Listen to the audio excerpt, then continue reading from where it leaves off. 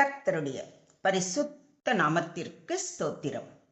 தபசு காலத்தின் 17ஆம் நாளான இன்று தியானிக்கும்படியாக தெரிந்து கொள்ளப்பட்ட வேத வசனம் ஏசாயா தீர்க்கதரிசியின் புத்தகம் 58ஆம் அதிகாரம் 6ஆம் வசனம். ஏசாயா 58:6. அக்கிரமத்தின் கட்டுக்களை அவிழ்க்கிறதும் நுகத்தடியின் பிணையல்களை நெகிழ்க்கிறதும் நெருக்கப்பட்டிருக்கிறவர்களை விடுதலையாக்கி விடுகிறதும் சகல நுகத்தடிகளையும் உடைத்து போடுகிறதும் அல்லவோ எனக்கு உகந்த உபவாசம். Is not this the kind of fasting I have chosen? To loose the chains of injustice and untie the cords of the yoke, to set the oppressed free and break every yoke. கொடுமை தலைகளை அவிழ்ப்பதும் நுகத்தின் பிணையல்களை அறுப்பதும் ஒடுக்கப்பட்டோரை விடுதலை செய்து அனுப்புவதும் எவ்வகை நுகத்தையும் உடைப்பதுமன்றோ நான் தேர்ந்து கொள்ளும் நோன்பு. ஆமென். இன்றைய தியான வசனத்தின் மூலம் தேவன் மிக தெளிவாக கூறுகிறார், நான் விரும்புவது வெறும் உணவு தவிர்ப்பு அல்ல, நான் விரும்புவது உள்ளம் மாறிய வாழ்க்கை. தேவன் விரும்பும் காரியம் என்ன என்பதை இந்த வசனத்தின் மூலம் கூறியிருப்பதை குறித்து சற்று விரிவாக தியானிப்போம். ஏசாயா தீர்க்கதரிசியின் காலத்தில் இஸ்ரவேல் மக்கள் வெளிப்புறமாக உபவாசித்தார்கள். ஆனால் அநியாயம் இருந்தது. ஏழைகள் ஒடுக்கப்பட்டார்கள். மதச்சடங்குகள் இருந்தது, ஆனால் நீதி இல்லை. அதனால் தேவன் கேட்கிறார், நான் விரும்புவது இதுதானா என்று. உபவாசம் என்பது நம்முடைய பாவக்கட்டுக்களை உடைத்தல், அநியாயமான பழக்கங்களை விட்டொழித்தல், மற்றவர்களுக்கு செய்த தவறுகளை சரி செய்தல். அக்கிரமத்தின் கட்டுக்களை அவிழ்க்கிறது என்பது இது தனிப்பட்ட பாவங்களை மட்டும் குறிக்கவில்லை, சமூக அநியாயங்களையும் குறிக்கிறது. வேலை இடங்களில் அநியாயம், குடும்பத்தில் கடுமையான வார்த்தைகள், பலவீனரை காயப்படுத்துதல், இவை எல்லாவற்றிலும் இருந்து சரி செய்து உள்ளத்தை சுத்திகரிக்கும் காலமே இந்த தபசு காலம். நுகத்தடியின் பிணையல்களை நெகிழ்க்கிறது என்பது, நுகம் என்பது அடிமைத்தனம். இன்று நமக்குள் இருக்கலாம் கோபநுகம், பொறாமை நுகம், பழிவாங்கும் மனம், பயம். தபசு காலம் இவைகளை உடைக்கும் நேரம். நாம் பாவ அடிமைத்தனம், கடன் சுமை, பயம், குற்ற உணர்வு போன்றவைகளால் கலங்கி இருக்கலாம். குமாரன் உங்களை விடுதலையாக்கினால் மெய்யாகவே விடுதலை ஆவீர்கள் என்று யோவான் 8:36 வாசிக்கிறோம். இந்த தபசு காலத்தில் தேவனின் பாதம் அமர்ந்து நாம் எதினால் எல்லாம் அடிமைப்படுத்தப்பட்டிருக்கிறோமோ அதில் இருந்து விடுதலை பெற அவரிடத்தில் நம்மை முழு மனதோடு, பாவத்துக்கு வருந்தி திருந்திய மனதோடு ஒப்பு கொடுக்கும் பொழுது நிச்சயமாகவே விடுதலை கிடைக்கும். இந்த தபசு காலம் விடுதலையின் காலம். நெருக்கப்பட்டிருக்கிறவர்களை விடுதலை ஆக்குவது. தேவன் நீதியின் தேவன். நாம் உபவாசிக்கும் போது மன்னிக்காமல் வைத்திருக்கும் ஒருவரை மன்னிக்கிறோமா?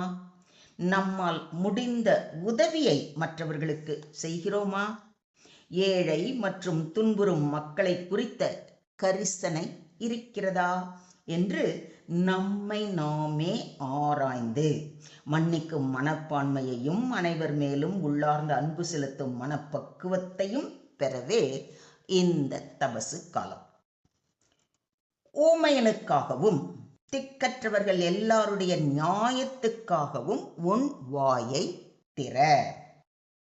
உன் வாயை திறந்து நீதியாய் நியாயம் தீர்த்து சிறுமையும் எளிமையும் ஆனவனுக்கு நியாயம் செய் என்று வேதம் அறிவுறுத்துவதை நீதிமொழிகள் 31ஆம் அதிகாரத்தில் வாசிக்கிறோம். உபவாசம் என்பது ஏழைக்கு உணவு, தனிமையில் இருப்பவருக்கு ஆறுதல், துன்பப்படுகிறவருக்கு துணை. திக்கற்ற பிள்ளைகளும் விதவைகளும் படுகிற பாடுகளிலே அவர்களை விசாரிக்கிறதும், உலகத்தால் கரைப்படாதபடிக்கு தன்னை காத்து கொள்ளுவதே பிதாவாகிய தேவனுக்கு முன்பாக குற்றமில்லாத சுத்தமான பக்தியாக இருக்கிறது என்று யாக்கோபு 1:27 வாசிக்கிறோம். இதுதான் உண்மையான பக்தி என்று வேதம் மிக தெளிவாக அறிவுறுத்துகிறது. இந்த பக்தியை வெளிப்படுத்த நம்மை பக்குவப்படுத்துவதே இந்த தபசு காலம். தேவன் நம்மிடம் எதிர்பார்ப்பது நீதி செய்தல், இரக்கத்தை சிநேகித்தல், தேவனுக்கு முன்பாக தாழ்மையாய் நடத்தல் என்பதை குறித்து ஏற்கனவே தியானித்தோம். இன்று அவர் விரும்பும் உபவாசம் என்ன என்பதை குறித்தும் ஆழமாக தியானித்தோம். இந்த தபசு காலத்தில் தேவன் விரும்பும் காரியங்களை நாம் சிரமேற்கொண்டு அதன்படி நடக்க நம்மை முழுமையாக அவர் கரத்தில் ஒப்பு கொடுப்போம். அவரே நம் இருதயத்தில் இருக்கும் குற்றம் குறைகளை எல்லாம் களைந்து நம்மை மன்னித்து மற்றவர்களுக்கு உதவி செய்யும் மனப்பான்மையை வளர்த்து அவரது சித்தத்தின்படி நடக்க கிருபை செய்வாராக. Today's verse teaches that true fasting is not merely abstaining from food, but transforming our lives. God desires justice, mercy, and freedom for the oppressed. Real fasting breaks the chain of sin, injustice, bitterness, and selfishness. When we align our hearts with God's righteousness, our light will shine and healing and restoration will follow. True devotion produces social compassion and personal holiness. Do you believe this? ஸ்தோத்திரம் ஆண்டவரே, ஸ்தோத்திரம் கர்த்தாவே, ஸ்தோத்திரம் ஸ்தோத்திரம் ஸ்தோத்திரம். கர்த்தாவே, வெறும் சடங்கான உபவாசத்தை அல்ல, உமக்கு பிரியமான நீதியுள்ள உபவாசத்தை கடைபிடிக்க உதவி செய்ய வேண்டுகிறோம்.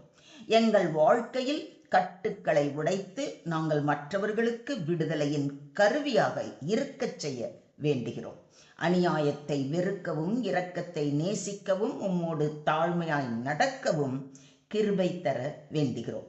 எங்கள் வாழ்க்கை உமக்கு பிரியமான ஆராதனையாக இருக்க எங்களை முற்றிலுமாக தாழ்த்தி உம்முடைய கரங்களிலே ஒப்பு கொடுக்கிறோம். நீங்க பொறுப்பெடுத்துக்கோங்க, நீங்க வழி நடத்துங்க. சகல துதி கன மகிமை யாவையும் ஒருவருக்கே செலுத்துகிறோம். மீட்பர் இயேசுவின் மூலம் ஜெபம் கேளும் எங்கள் ஜீவனுள்ள தகப்பனே. ஆமென்.